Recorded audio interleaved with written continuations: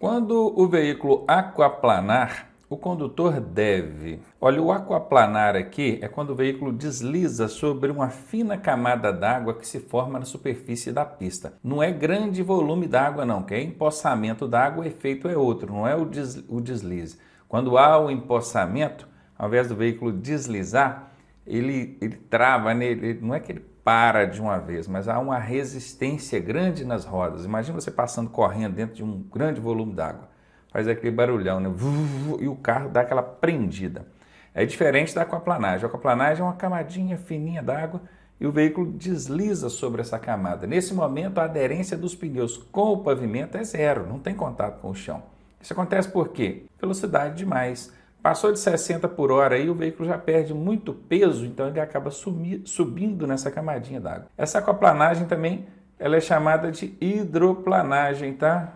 Então pode ser chamada de hidroplanagem. Conferiu? E cuidado para não confundir com aguaplanagem. Não é água, é aquaplanagem. O ideal é que sob chuva, lugar plano ali, viu que tem aquela camadinha d'água, que você diminua a velocidade. Abaixo dos 60 por hora é o seguro. Mas se contudo acontecer de você sentir que o carro aquaplanou, e uma maneira de você perceber se ele está aquaplanando é olhando o retrovisor interno e observe lá atrás. Se o carro está deixando rastro, é porque os pneus estão removendo a água e está tendo contato com o chão. Agora, se ele não está deixando rastro, está aquaplanando, nesse momento você deve, olha bem, ó, deve acelerar imediatamente. Cara, você vai acelerar numa aquaplanagem? Claro que não, acelerar aqui totalmente fora, né? Movimentar a direção bruscamente, tudo que é brusco, né? É complicado num momento desse, não é adequado também. Esterçar levemente a direção e não frear. Então, muitos aqui podem ficar em dúvida sobre o que é esse esterçar. Então, vamos analisar a letra D primeiro, depois a gente volta nesse esterçar. Frear bruscamente. Olha o bruscamente de novo, é complicado. Bruscamente não é bom em nenhuma circunstância. Mas aqui, ó, esterçar levemente a direção é fazer leve movimento com o volante. Olha, virar o volante bruscamente não é bom. Tá até aqui, ó, movimentar bruscamente a direção não é bom, isso não é adequado. Mas o movimento leve com a direção, levinho, 2 centímetros ali que você movimentar com a direção, é bom, ajuda as rodas a cortarem a água ali, procurar um ponto onde ela consiga fazer a remoção da água e ter contato de novo com o asfalto, com o pavimento. Então isso é bom. E o não frear, porque se o veículo não tem contato com o chão, a aderência dele é zero, se você freia, ao invés dele parar, ele desliza mais ainda sobre a água e você perde o controle total do veículo. Então tá certo, não frear e movimentar, esse esterçar é movimentar levemente o volante. Então letra C aqui é a resposta. Bom, antes da resposta, eu quero te avisar que eu criei um treinamento com todas essas armadilhas e pegadinhas, essas covardias que o Detran faz em prova. Se você quiser conhecer, eu vou deixar o link aqui na descrição e também nos comentários, fixados no topo. Confere lá. Em relação às técnicas de prevenção de colisão em ultrapassagem, é incorreto. Veja que o examinador aqui está querendo a incorreta. Tem que ficar muito atento para a gente não esquecer e marcar a correta, né? Então vai lá, estar atento às intenções dos outros condutores. Vocês acham que ao fazer uma ultrapassagem, a gente tem que estar atento às intenções dos outros condutores? O que vocês acham? O que você acha? Olha, com certeza, eu quero ultrapassar, eu tenho que ver se não tem ninguém na minha frente que já sinalizou a intenção de ultrapassar primeiro. Eu tenho que olhar o meu retrovisor aqui à esquerda e observar se não tem ninguém atrás de mim que já iniciou a ultrapassagem. Tem uma série de coisas que eu preciso observar. Eu tenho que ver se esse veículo que está lá na frente que eu quero ultrapassar não está sinalizando que vai virar para lado nenhum ou que não vai fazer nenhuma manobra. Então isso aqui sim é verdade, como a questão está pedindo aqui a incorreta, eu já vou eliminar. Letra A é correta. Sinalizando antecipadamente a intenção de ultrapassar. Vocês acham que a gente precisa sinalizar com antecedência a intenção de ultrapassar? Claro, tem que sinalizar. Verdade. Como a questão está pedindo a incorreta, já vou eliminar a letra B. Ter cuidados especiais com os pontos cegos dos veículos que conduzimos. O que é ponto cego? É aquilo que o retrovisor não mostra. Às vezes você quer fazer uma ultrapassagem num veículo que está na sua frente, aí você olha o retrovisor e não vê ninguém. No momento que você joga para a faixa da esquerda, vem uma motocicleta aqui, ó, um veículo menor, você não conseguiu ver pelo retrovisor e colidiu lateralmente com o motociclista. Nesse caso, o que você deve fazer? Ter cuidados especiais aí. esse ponto específico que eu acabei de exemplificar aqui. Fazer um movimento lateral de cabeça, mexa com a cabeça, mexa com o corpo para ampliar o campo de visão do retrovisor. Tá? Então, ter cuidados especiais, ok, certinho, ela é verdade. A questão pede a incorreta, então eu elimino aqui a letra C. E só pode ser, a incorreta só pode ser a letra D, né? Vamos ver por que ela é incorreta. Utilizar a faixa da esquerda, sim, a gente ultrapassa pela esquerda, sem atingir a contramão, evitando as tentativas de ultrapassagens perigosas realizadas por terceiros. Daqui para frente, evitando tentativas de ultrapassagens perigosas realizadas por terceiros, eu até nem vejo assim, não consegui imaginar uma situação dessa, que a gente deve evitar ultrapassagem perigosa até por terceiros, a gente deve sim. Não sei como que eu faria isso, né? Me defender de ultrapassagem perigosa, tudo bem. Agora, evitar que o outro faça ultrapassagem perigosa é complicado. Ficou meio subjetivo isso aqui. Agora, o problema todo está aqui, ó, sem atingir a contramão. A ultrapassagem ela pode ser feita utilizando a contramão.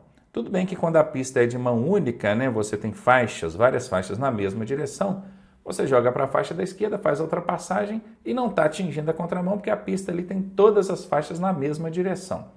Mas e quando for contramão? Eu não posso usar contramão, não? Pode sim. Transitar pela contramão durante o tempo que faz a ultrapassagem é permitido. Então, quando fala sem atingir a contramão, é errado. A questão está pedindo a incorreta. Letra D aqui é a resposta. O procedimento correto ao socorrer vítima com queimadura é esfriar a área com água sanitária. Caramba, água sanitária, que negócio de lavar roupa, é isso mesmo? De fazer faxina, limpeza? Sim. E por incrível que pareça, tem gente que usa, parece que tem ali um efeito de frescor, refresca. Gente, mas a água sanitária numa queimadura é totalmente fora, não tem nenhum cabimento uma coisa dessa. Se você já viu alguém usando essa técnica doméstica, pode repudiar, porque isso não é recomendado mesmo pela direção ou pelos protocolos de primeiros socorros. Passar pasta de dente na ferida também tem aquela sensação de frescor, né? Que a pasta de dente, o creme dental, ela refresca a região, então o pessoal costuma fazer isso, mas não é adequado. Não vai passar nada na ferida, nada na queimadura, tá bom? Aplicar pomada para queimaduras. Aqui muitos fariam isso, né? Pomada para queimadura, ótimo, vai ali tratar do ferimento perfeitamente. Não deve, aliás, isso aí é regra sagrada de primeiros socorros. Você não vai aplicar nem oferecer nenhuma medicação a uma vítima de acidente, nenhuma. Ainda que possa parecer ser tão óbvio aí, ou talvez um medicamento tão doméstico, não vai, nenhuma, é regra sagrada, tá bom? Então, aplicar pomadas? Não vai aplicar pomadas. Resfriar a região queimada com água corrente, aí pode, é legal, é positivo e resolve, né? Quem queimou aí uma mão, um braço, sabe que colocou debaixo da água corrente ali, a dor passa imediatamente. Então, letra D aí é o procedimento correto ao socorrer vítima com queimadura. Diante de uma vítima de acidente de trânsito, né? Vítima de trânsito, coitada, já está sendo vítima do trânsito, não é nem do acidente, mas diante de uma vítima de acidente de trânsito, devemos priorizar a verificação de sangramento abundante. Bom, aí existe uma ordem, uma hierarquia. O sangramento abundante, que é a hemorragia, é uma das coisas que a gente precisa verificar primeiramente. Mas vamos ver aqui se não tem nas alternativas nenhuma outra situação que entre antes da hemorragia, do sangramento, né? Possíveis fraturas. Então, ó, fratura já vem, a verificação de fratura vem depois do sangramento. Então, eu colocaria aqui, ó, primeiro sangramento, depois fraturas. Então, aqui já está fora, o B já perdeu para o A. Verificação dos sinais vitais como respiração, pulso e pressão arterial. Claro, os sinais vitais, se a vítima está respirando, se ela está pulsando, ou até mesmo se você tiver como verificar aqui a pressão arterial, é ótimo, é excelente. Inclusive é o que acontece com qualquer pessoa quando chega num pronto atendimento, não é verdade? Você chegou num hospital, qualquer tipo de pronto atendimento. O que a pessoa que está ali faz primeiro? É verificar os seus sinais vitais, e vai lá, confere ali o seu pulso, respiração, temperatura corporal, né? Coloca o termômetro e tal.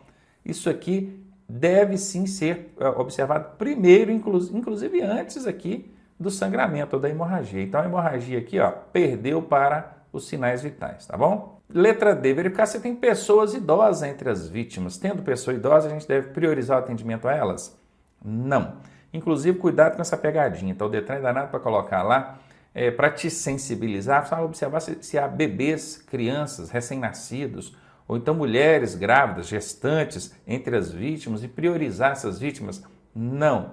Não é pelo fato de ser uma gestante, não é pelo fato de ser um recém-nascido, não é pelo fato de ser um idoso, que ele requer atendimento prioritário. Isso não é critério para estabelecer prioridade na prestação de socorro, tá bom? Cuidado com isso. Vou dar um exemplo.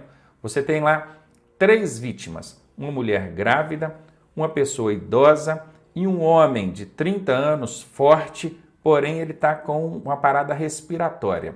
A mulher grávida está com uma fratura no dedo, quebrou o dedo, só isso. E o homem idoso lá, ele está com, vamos ver aqui, ele está com corte na mão, está com sangramento ali, nada muito grave, mas tem um corte.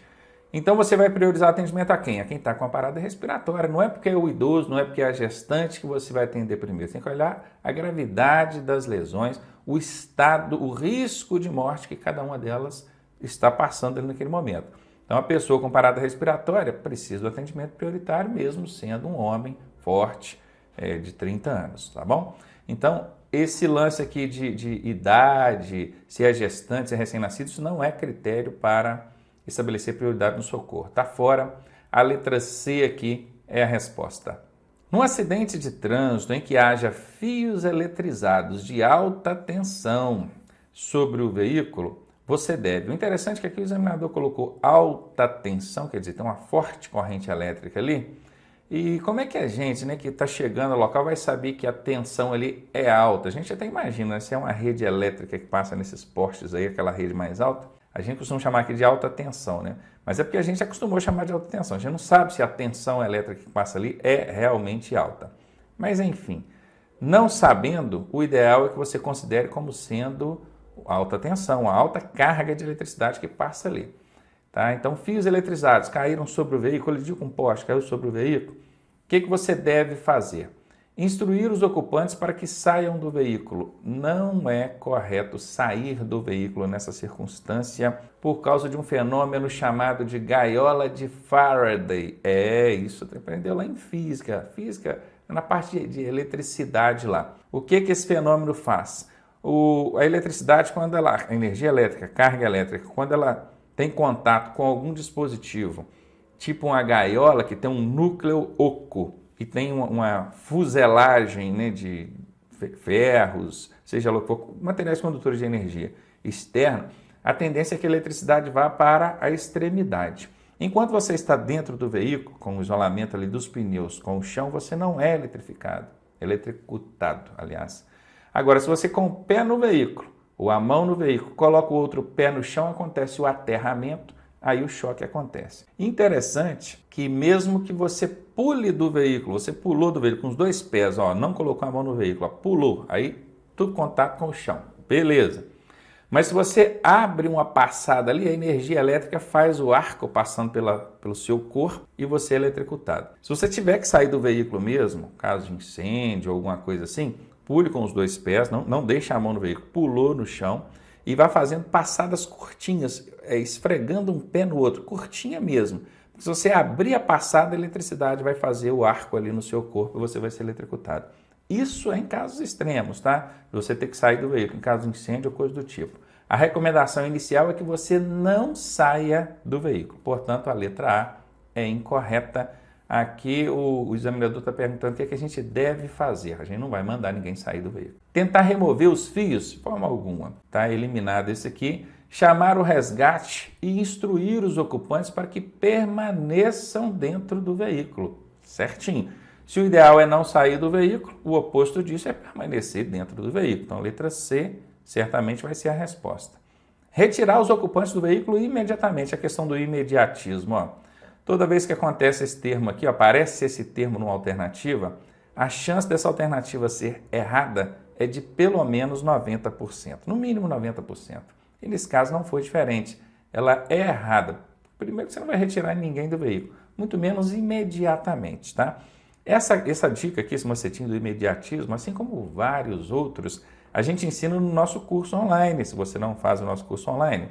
Aqui embaixo, ó, Tá vendo esse site aqui, ó, autoescolaonline.net? Isso aqui não é um link não adianta clicar aqui não. Você tem que acessar mesmo, www.autoescolaonline.net, esse site aqui. Aí vai lá em cursos online e matricula lá. Você vai aprender essa e dezenas de outras dicas e macetes para você passar de primeira na sua prova, tá? Confirmando aqui então, letra C, a resposta. Um dos principais problemas urbanos é o excesso de emissão de ruído. É o barulho, poluição sonora. E é verdade, quem mora nos centros urbanos sabe o quanto o barulho incomoda. Os proprietários de veículos podem ajudar na redução desse problema da seguinte forma. Como? Vamos ver. Utilizando combustível especial. O que seria um combustível especial, hein? E será que utilizando combustível especial a gente vai estar colaborando aí com a diminuição da poluição sonora? Eu até imagino que esteja ali colaborando com a diminuição da poluição do ar, né? Usando um combustível bom, adequado. Agora, sonora, não tem nenhuma relação, letra A está fora. Mantendo em bom estado de conservação o silenciador do escapamento do seu veículo. Isso é bacana. Ali no escapamento, o motor explode, né, queimando ali o combustível, então sai aquele barulhão lá. E é o escapamento que faz o abafamento desse barulho, desse ruído, principalmente pelo dispositivo chamado silenciador ou silencioso que está lá no escapamento. Manter esse dispositivo em bom estado de conservação é bacana, colabora, obviamente, com a redução aí da poluição sonora. Certamente vai ser essa a resposta. Instalando equipamentos não originais, pelo menos se fossem originais, tudo bem, mas equipamentos não originais? Claro, ficou assim bem estampado para a gente que não é essa a questão, né? Letra C fora. Utilizando livremente os dispositivos sonoros dos veículos, dispositivos sonoros é alarme, buzina, o próprio som automotivo. Utilizar livremente, sem regramento, sem se preocupar, claro que isso não vai colaborar com a diminuição da poluição sonora. Tá fora. Fiquei então com a letra B. Eita, que agora é uma questãozinha grande. É terrível quando cai uma questão com um texto muito grande assim, porque a gente começa a ler, quando chega no final já não lembra mais o que leu no princípio. O consolo é que quando isso acontece, na verdade a pergunta está só lá no finalzinho, o resto é só uma preparação do terreno para poder vir com a pergunta depois. Quer ver? Ó? Aqui nesse caso, a pergunta começa nesse ponto, olha. Qual programa tem sido desenvolvido pelas autoridades para identificar e controlar essas emissões? Que emissões? Como a gente não leu aqui a parte inicial, então a gente não sabe que emissões são essas. Vamos ler. Mas quer saber aqui o quê? Qual o programa que tem sido desenvolvido pelas autoridades para identificar e controlar essas emissões? Vamos ver. Os caminhões e ônibus, na sua grande maioria, utilizam o diesel como combustível. É verdade. Esse combustível, quando utilizado em motores mal regulados, libera um agente poluidor denominado fumaça preta. Eita, essa fumaça preta polui muito o ar, né? Verdade. Aí vem, qual programa tem sido desenvolvido pelas autoridades para identificar e controlar essas emissões dessa fumaça preta? Seria o PROCONV, Programa de Controle da Poluição do Ar por Veículos Automotores? Vou até deixar marcadinho aqui um V, certamente essa é a resposta. Seria o DETRAN, Departamento Estadual de Trânsito? Bom, o DETRAN não é programa, o DETRAN é um órgão de trânsito. Então tá fora, que está perguntando qual programa, não é? Qual programa? Secretaria de Estado do Meio Ambiente também não é programa. CONAMA, aqui ficou até CONOMA, né? Seria CONAMA, Conselho Nacional do Meio Ambiente. Aqui é o Conselho Nacional do Meio Ambiente. Também não é um programa, isso aqui é um órgão ambiental. Olha, o programa é esse aqui mesmo, ó. Vou até marcar aqui, letra A.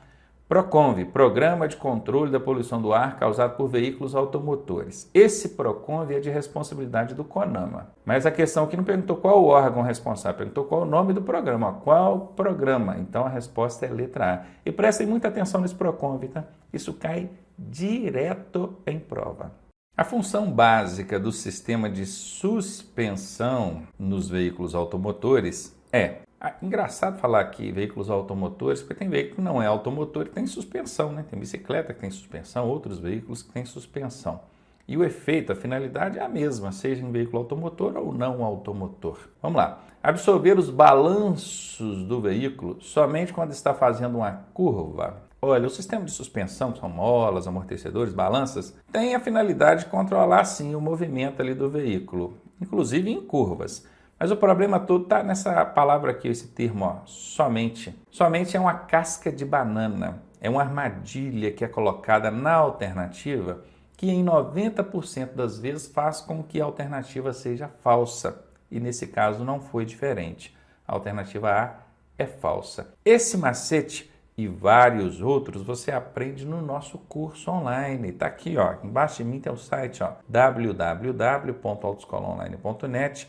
Acesse aqui, vai lá em cursos online e se matricula. Você vai aprender essa e dezenas de outras dicas maravilhosas para você passar de primeira na sua prova. Alternativa B, melhorar o controle do carro em pistas escorregadias.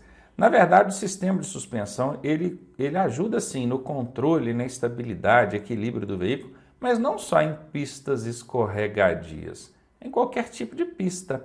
Então, não concordo com a letra B. Absorver os choques provocados pelo piso irregular com o veículo em movimento. Quando fala choque, aqui não é choque elétrico não, tá? É choque de chocar, de impacto. Realmente, a suspensão tem essa função, absorver os impactos ali, os choques provocados pelas irregularidades no pavimento, quando o veículo começa a movimentar, né? Porque o veículo parado não vai sentir irregularidade no movimento. Então aqui, certamente é a resposta. Absorver impactos no momento de um acidente. Não, não é. Aí seria o para-choque, né? Não é essa. Letra D está fora, confirmando aí letra C para você. Dispositivo destinado ao controle de ruído do motor. É equipamento obrigatório para veículos dotados de reboque ou semi-reboque? Reboque ou semi-reboque é aquela parte que é puxada por um veículo, por uma unidade tratora. Então, o veículo que é dotado de um reboque e semi-reboque, ele obrigatoriamente tem que ter aquele dispositivo destinado ao controle de ruído do motor? Olha, sim, né? Porque a unidade tratora, ela tem um motor de combustão, que aí não precisa ser necessariamente um motor de combustão interna, né? Pode ser um veículo elétrico, por exemplo, não é? O trem, um metrô, ele tem os seus reboques, semi-reboques, e ele não precisa de ter dispositivo de controle de ruído do motor, porque o motor dele não faz barulho, então não cabe, letra A está fora. Carroçaria blindada para transporte de valores, aqueles veículos, carro forte, né? Aqui precisa de dispositivo destinado ao controle de ruído? Não pelo fato de ter a carroçaria blindada, né? Então, letra B está fora. Motor de combustão, isso aí. O motor de combustão é o motor que queima combustível. Quando ele queima o combustível, ele provoca ali explosões, são centenas, talvez milhares de explosões por minuto, e aquilo gera um barulho estrondoso. Um motor funcionando sem o dispositivo de controle de ruído, que é o abafador de ruído lá no escapamento, ele faz um barulho insuportável. Então, com certeza, se o motor é de combustão, esse veículo precisa do dispositivo destinado ao controle de ruído. Então, letra C certamente será a resposta.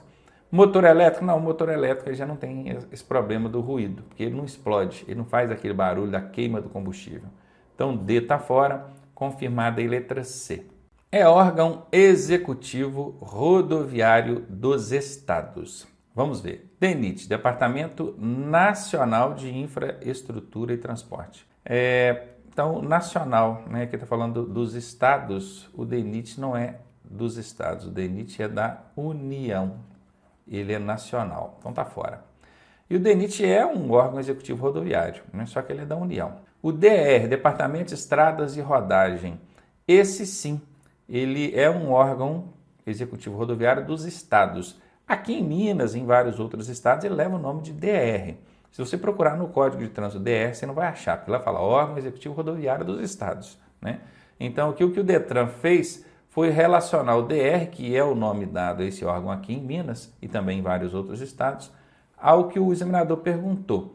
Essa é a resposta, vou até deixar aqui, mas pode ser que em alguns estados mude essa nomenclatura. Eu já ouvi falar também de DAER, já ouvi falar eu acho que é DERACRE, eu acho que é assim, DERACRE, que é o DR lá do Acre. Tem assim também. Eu não sei se tem alguma outra nomenclatura, mas tem DAER, tem DERACRE, tem DER, que aqui em Minas, acho que São Paulo também é DR. Mas vale, isso aqui é um órgão executivo rodoviário dos estados. Polícia Rodoviária Federal, o próprio nome já diz federal, não é estadual, está fora, vou nem analisar o resto. Todas afirmativas acima? Não, não são todas não. Letra D está fora, confirmada aí para você, letra B.